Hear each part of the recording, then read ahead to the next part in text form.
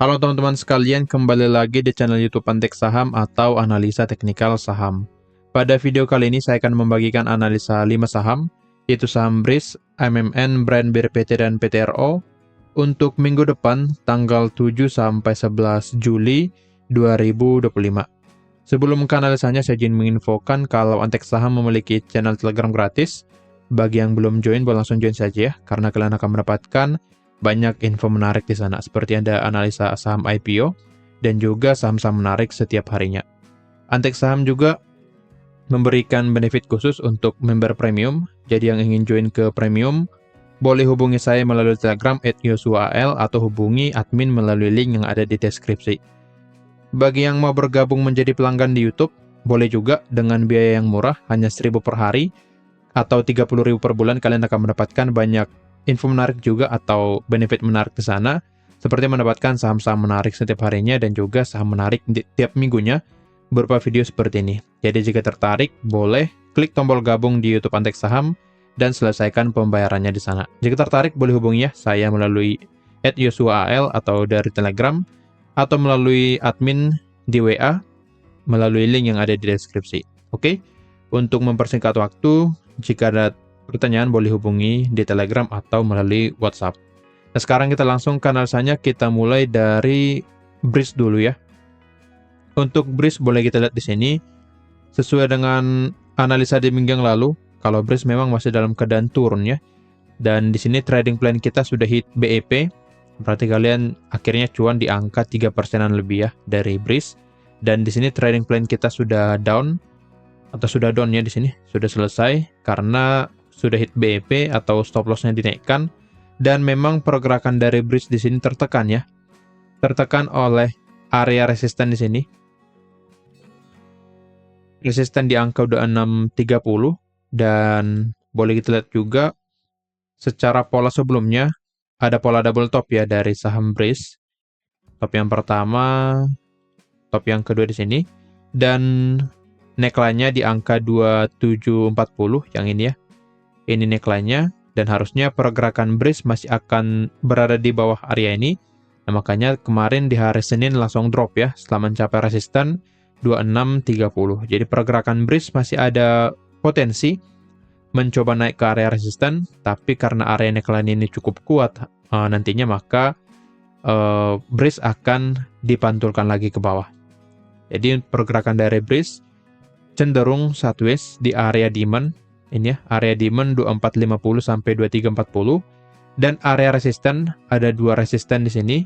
Yang pertama di 2630 sampai yang kedua di 2740. Jadi manfaatkan jika ingin entry pada saham BRIS, tunggu dia turun ke area demand atau area beli. Nah, jika nanti sudah turun ke area ini, kalian boleh beli dan sell di area resistennya. Jangan kebalik ya. Jangan beli di area resisten di atas dan sell di area bawah.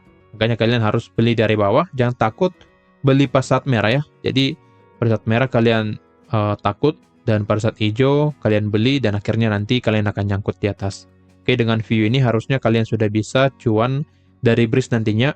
Tunggu dia turun ke area demand. Nah, jika nanti ada rejection di area demand, maka kalian boleh beli dengan target di area resistennya. Oke, jadi pergerakannya belum ada pergerakan signifikan pada BRIS, masih cenderung sideways di area demand dan juga resisten 2630 sampai 2740.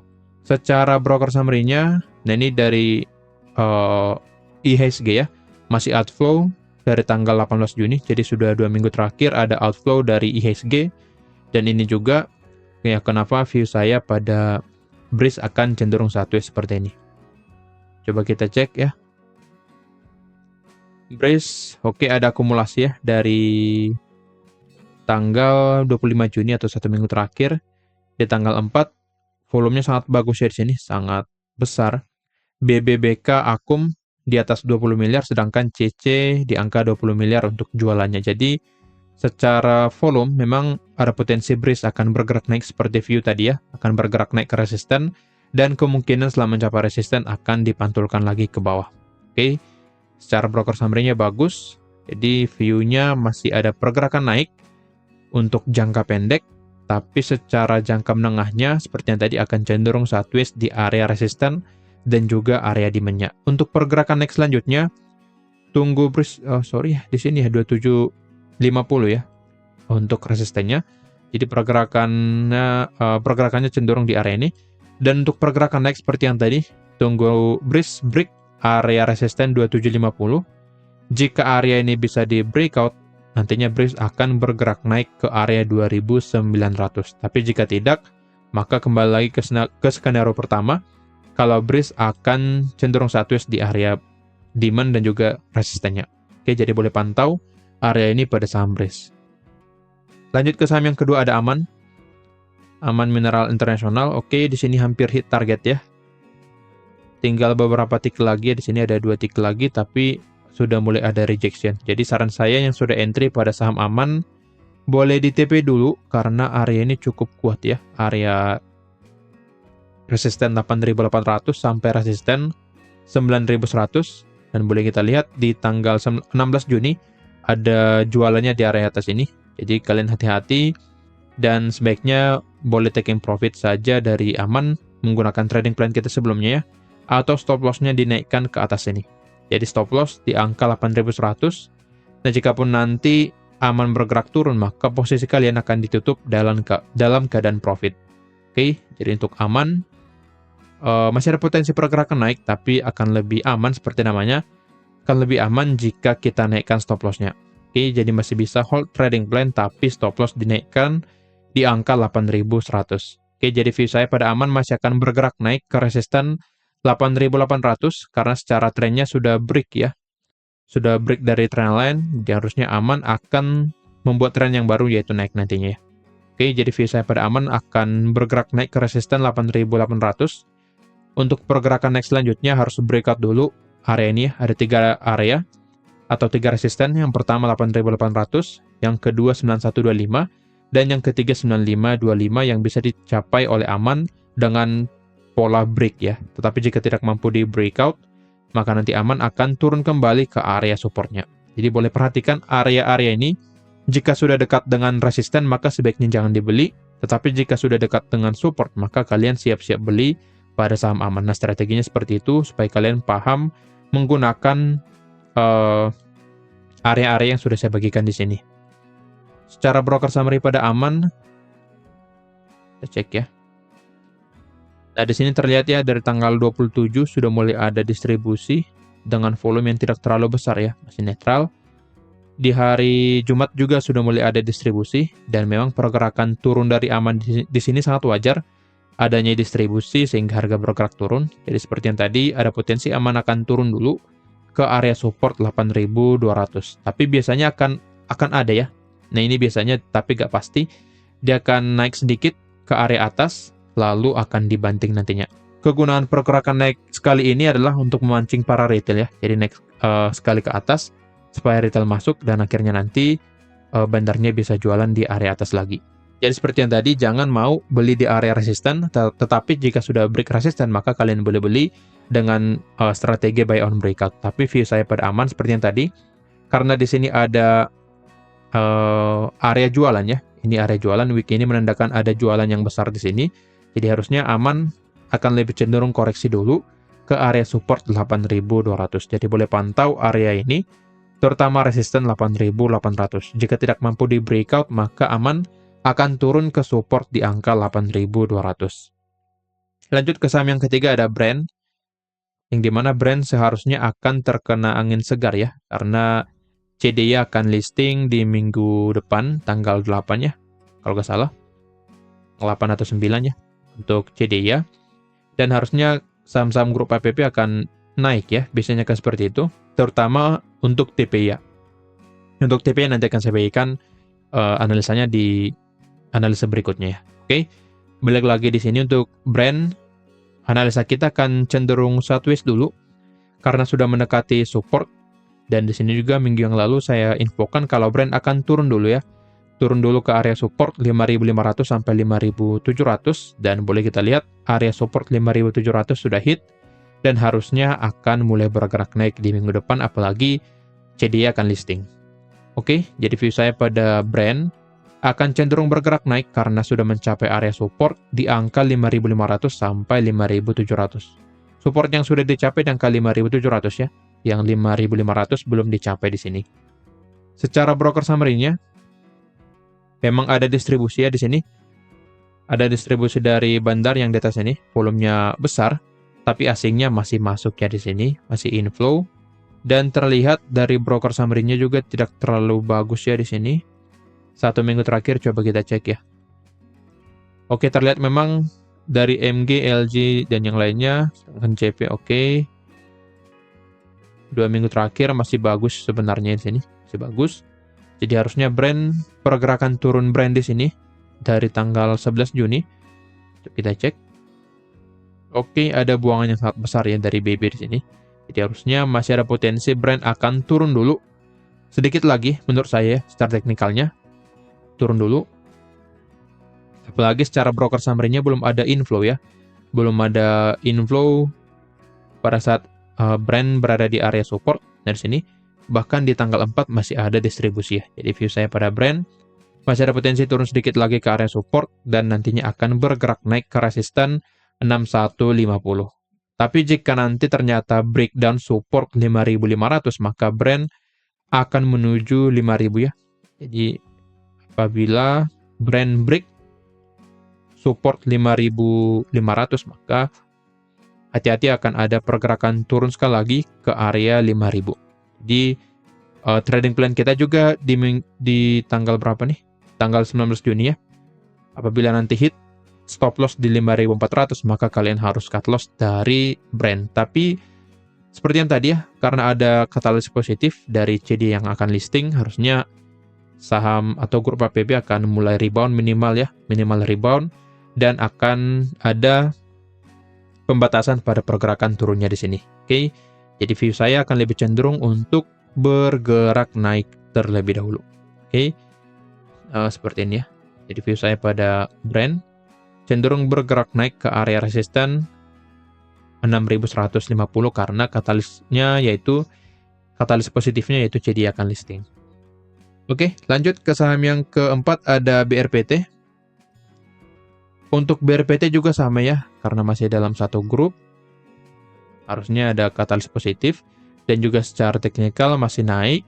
Dan tapi di sini ya, resisten 1610 mampu di breakout ya di hari Senin dan bergerak naik ke resisten 1665 dan hampir mencapai resisten 1720 dan membuat high di sini ya.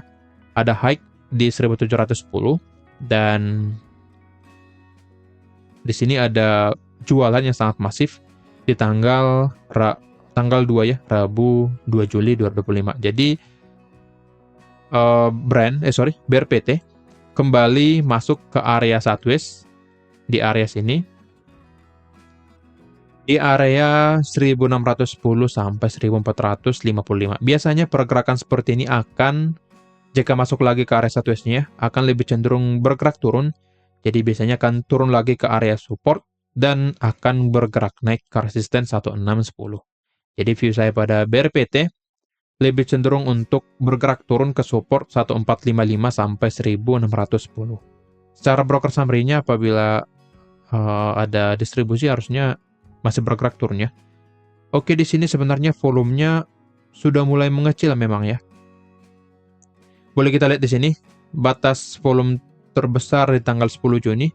10 Juni di sini ya. Yang di sini setelah dia rally sini volume terbesarnya dan setelah tanggal 11 Juni ya di sini 11 Juni volumenya sudah mulai mengecil. Nah, terlihat di sini ya. Ini volume transaksi dari BRPT. Nah, ini ya. Sini volumenya mengecil. Nah, ini volume besarnya ya. Pada saat rally memang ada volume besar di sini, tapi pada saat sideways ada volume yang mengecil yang menandakan memang tidak ada volume yang signifikan terjadi atau yang masuk pada saat bergerak sideways. Jadi harusnya pergerakan dari BRPT masih akan bergerak naik karena bandarnya masih di dalam dan masih akumulasi juga ya. Secara view yang tadi ini masih selang-seling, ada waktunya hijau dan ada waktunya merah. Jadi harusnya BRPT masih akan lebih potensi untuk bergerak naik karena secara broker summary-nya juga masih bagus ya. Di hari Jumat masih ada inflow, belum ada distribusi. Nah, di sini juga masih akumulasi ya. Jadi harusnya BRPT masih akan lanjut bergerak naik. Tapi berdasarkan teknikal yang dimana harga masuk kembali ya ke area sideways-nya, harusnya BRPT akan turun dulu ke area support, lalu bergerak naik ke resisten 1610. Dan pergerakannya akan lebih cenderung di area ini. Cenderung di area ini seperti ini bolak-balik.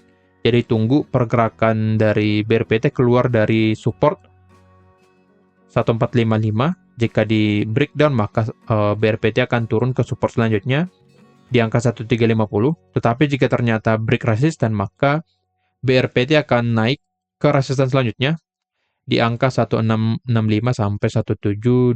Oke, jadi boleh pantau area sideways dari BRPT. Tapi ingat, secara broker summary-nya harusnya masih akan bergerak naik karena masih ada akumulasi di saham BRPT. Oke. Lanjut ke saham yang kelima atau yang terakhir ada PTRO. Untuk PTRO di sini sudah naik ya. Boleh kita lihat setelah mencapai ya di sini belum hampir mencapai area demand. Langsung bergerak naik di hari Senin dan memang secara pergerakan ya yang paling bagus memang dari PTRO ya. Dari segi volatilitasnya yang paling bagus PTRO. Boleh kita lihat ya, di hari Senin PTRO bergerak naik 9% dan turun kembali ke angka 2600 di hari Jumat. Jadi sehari bisa bergerak naik, tapi turunnya juga bisa turun berhari-hari ya. Jadi harusnya untuk PTRO yang paling enak di scalping ya, kita scalping di saham atau di grup Pak PP ini. Oke. Jadi yang ingin scalping, saran saya lebih baik masuk ke PTRO ya. Ke BRPT juga boleh, tapi untuk brand belum ya untuk saat ini. Kalian harus lebih sabar untuk brand. Oke, untuk PTRO view saya masih akan bergerak turun. Karena di sini ada pola double top ya. Seperti analisa sebelumnya, ada pola double top dan neckline-nya sebenarnya di sini di 2900. Tapi di sini juga sudah ada pola retest ya ke area neckline. Jadi seperti ini ya. Di sini ada pola double top. Seperti ini ya. Ini ya. Ada pola double top di sini, sudah valid pola double top. Lalu harga bergerak naik untuk retest ke area neckline dan turun ke area demand-nya. Nah, jika sudah turun seperti ini biasanya akan ada pergerakan naik karena secara polanya juga pada saat retest ya, ada volume yang sangat signifikan di sini. Jadi harusnya untuk PTRO view saya akan cenderung bergerak turun dulu. Dia akan bergerak turun dulu ke area demand, masuk ke area demand atau ke area ideal beli, dan setelah mencapai area demand akan bergerak naik nantinya. Dan juga secara broker summary ya, coba kita cek. Apakah masih distribusi? Oke, di sini volumenya sudah mulai mengecil. Dan memang jika kita lihat ya di sini, tidak ada ya volume yang signifikan di PTRO. Coba kita cek di tanggal 30 Juni ya. Apakah ada volume yang masuk? Nah, bahkan pada saat bergerak naik pun dikategorikan masih small akumulasi. Jadi harusnya PTRO masih akan cenderung turun dulu ke area demand seperti yang tadi. Untuk menyelesaikan pola double top-nya, dia akan turun dulu ke area demand. Dan setelah mencapai demand, karena area ini area yang kuat ya. Area ini merupakan area yang kuat. Ini. Jadi harusnya setelah mencapai demand, akan ada pergerakan naik nantinya ke area neckline-nya lagi. Jadi untuk PTRO view saya akan turun ke area demand. Dan setelah mencapai area demand, akan bergerak naik kembali. Oke, jadi kita tunggu saja. Apakah nanti akan ada efek dari CD yang listing ke grup APP? Tapi berdasarkan historis yang sudah ada sebelumnya seperti Ratu listing, Raja juga naik, lalu CBDK listing, Pani juga naik, jadi harusnya akan berpengaruh ya signifikan khususnya untuk TPY. Ya, biasanya akan naik juga yang ada dalam satu grup tersebut. Oke. Jadi untuk PTRO view saya ada potensi minggu depan akan bergerak naik. Begitu juga dengan BRPT dan Brand karena CDI akan listing di tanggal 9. Oke. Kira-kira begitu analisanya. Disclaimer on kalau analisa ini merupakan pandangan saya pribadi. bukan ajakan untuk melakukan pembelian atau penjualan pada saham-saham tersebut. Sekian dari saya, terima kasih.